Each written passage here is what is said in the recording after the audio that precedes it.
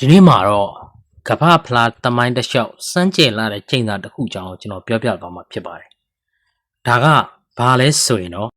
ဘောလုံးလောကမှာငွေကြေးအမြောက်အများသာပေးနိုင်မယ်ဆိုရင်ကမ္ဘာအတော်ဆုံးနီးပြတွေကို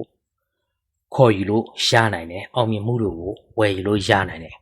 ။ဒီချိန်မှာလုံးဝဝယ်လို့မရတဲ့အရာတစ်ခုကတော့ကမ္ဘာဖလားပါပဲ။ကမ္ဘာဖလား1930ပြည့်နှစ်ကရနေစတင်ကျင်းပတာအခုဆိုနှစ်ပေါင်း90ကျော်ကြာနေပြီဒီ1930ပြည့်နှစ်ကနေ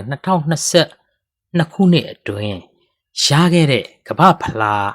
ပြိုင်ပွဲတိုင်းကိုနီးပြခဲ့တဲ့နီးပြတွေကအဲ့ဒီပြိုင်ပွဲမှာအောင်မြင်မှုရခဲ့တဲ့နိုင်ငံရဲ့နိုင်ငံသားတွေပဲဖြစ်နေတာကိုထူးခြားတာတွေ့ရှိ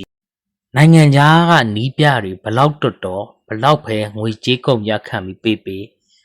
အဲ့ဒီနီးပြတွေကကမ္ဘာဖလားကိုယနေ့အချိန်ထိရယူပေးနိုင်ခြင်းမရှိသေးပါဘူးကမ္ဘာဖလားဟာပုံမှန်လစ်ပြိုင်ပွဲတွေလိုနီးဗျူဟာနဲ့နီးစနစ်တက်ပြိုင်နေရတဲ့ပြိုင်ပွဲတစ်ခုမဟုတ်ဘူးကမ္ဘာဖလားဆိုတာကမိခင်နိုင်ငံရဲ့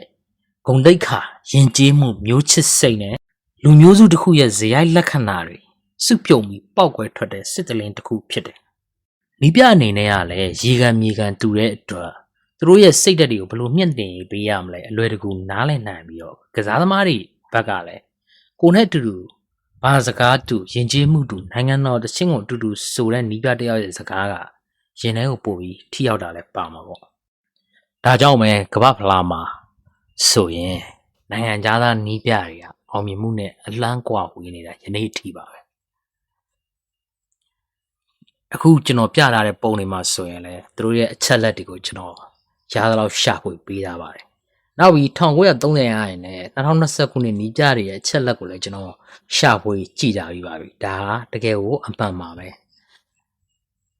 ကိုနိုင်ငံကိုနီးပြတွေကပဲကမ္ဘာဖလားမှာအောင်မြင်မှုရရှိထားတာပေါ့နော်ဒီနှစ်2026ခုနှစ်မှာဆိုရင်လည်း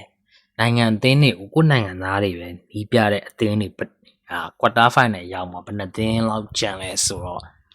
ကျွန်တော်သိရလောက်ဆိုရင်ပြင်သစ်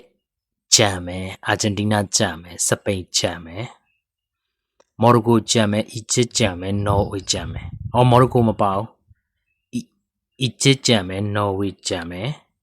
နောက်တော့ဆွစ်ဇာလန်ကျန်မယ်ဗျာဒီ